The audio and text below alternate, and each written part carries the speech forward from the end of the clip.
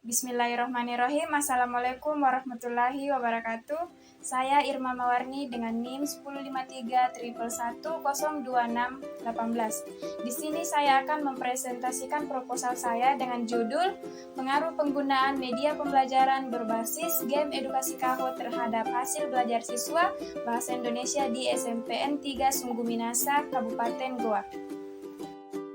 Jadi proposal saya terdiri dari 3 bab, yaitu bab 1 pendahuluan, bab 2 kajian pustaka, dan bab 3 metode penelitian. Jadi di bagian bab 1 itu terdapat 4 bagian. Bagian yang pertama adalah latar belakang. Jadi latar belakang penelitian saya itu berdasarkan observasi awal pada hari Senin tanggal 3 Januari 2022 yang penulis lakukan di SMPN 3 Sungguh Minasa mengacu pada peraturan yang dikeluarkan oleh Mendikbud tentang anjuran untuk belajar dalam jaringan. Selama situasi pandemi COVID-19, pembelajaran media pembelajaran berbasis Kahoot digunakan dengan gratis. Guru-guru mendapatkan kemudahan dengan menggunakan aplikasi Kahoot itu sendiri yang diterapkan di pembelajaran Bahasa Indonesia di SMPN 3 Sungguh Minasa. Bagian kedua, rumusan masalah.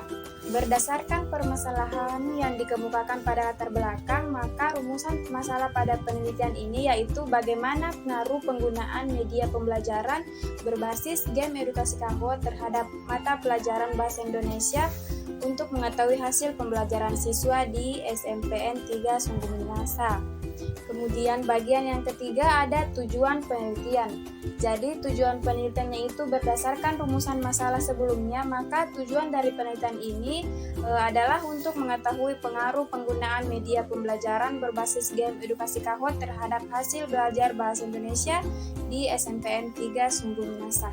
Selanjutnya, yang keempat, manfaat penelitian. Jadi manfaat penelitian ini terbagi atas 2 bagian. Yang pertama, manfaat teoritis, dan yang kedua, manfaat praktis. Jadi itulah bagian-bagian dari bab 1 yang sempat saya presentasikan. Selanjutnya kita beralih ke pembahasan bab 2, kajian pustaka.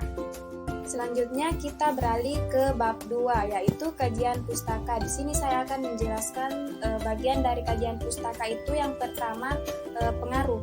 Jadi, pengertian pengaruh berdasarkan Kamus Besar Bahasa Indonesia tahun 2015, pengaruh adalah daya yang ada atau yang timbul dari suatu atau orang, benda yang ikut membentuk watak, kepercayaan, atau perbuatan seseorang. Selanjutnya, bagian kedua, media pembelajaran. Jadi, menurut Heinik dan kawan-kawan mengatakan bahwa media pembelajaran adalah batasan medium sebagai perantara yang mengantar informasi antara sumber dan penerima. Oke, jadi selanjutnya bagian ketiga adalah game Kahoot. Jadi, pengertian game Kahoot itu menurut Widiawati tahun 2018 mengatakan bahwa Kahoot merupakan salah satu media pembelajaran daring yang berisikan kuis dan game. Kemudian, Kahoot juga dapat diartikan sebagai media pembelajaran interaktif karena Kahoot dapat digunakan dalam kegiatan belajar mengajar seperti mengadakan pretest, latihan soal, penguatan materi, remedial, pengayaan, dan lainnya. Jadi, adapun salah satu syarat untuk membuat Kahoot adalah dengan cara kita memiliki akun Gmail atau akun lainnya. Selanjutnya, bagian keempat yaitu hasil belajar. Adapun pengertian dari hasil belajar adalah perubahan yang terjadi pada diri seseorang akibat proses belajar yang mencakup kognitif, afektif, dan psikomotorik. Yang kelima, bahasa Indonesia. Saya akan menjabarkan pengertian bahasa Indonesia.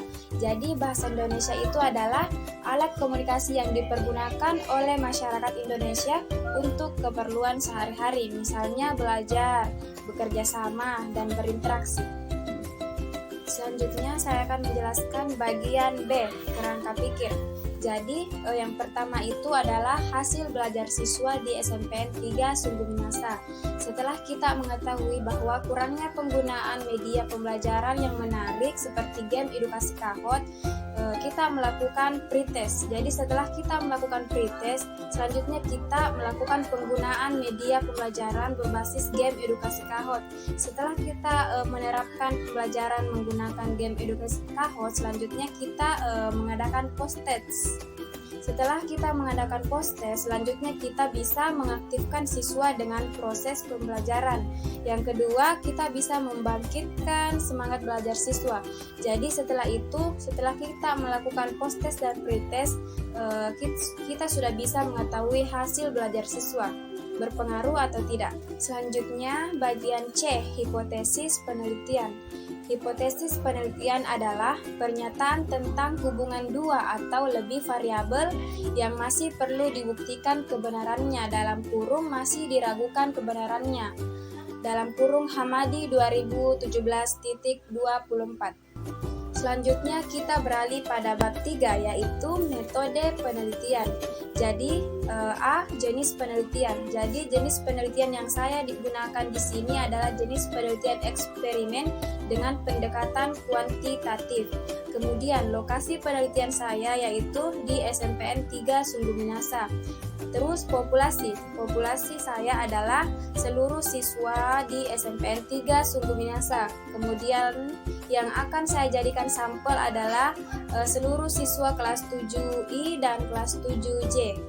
Selanjutnya bagian desain penelitian. Jadi desain penelitian yang saya gunakan kali ini adalah desain penelitian pretest dan post-test control group design.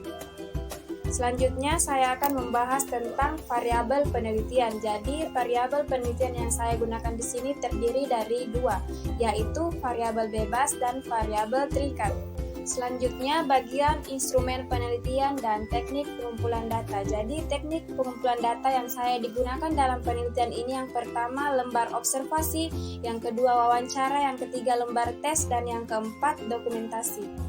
Kemudian pembahasan yang terakhir saya akan membahas tentang teknik analisis data. Jadi teknik analisis data yang saya gunakan dalam penelitian ini terbagi atas dua.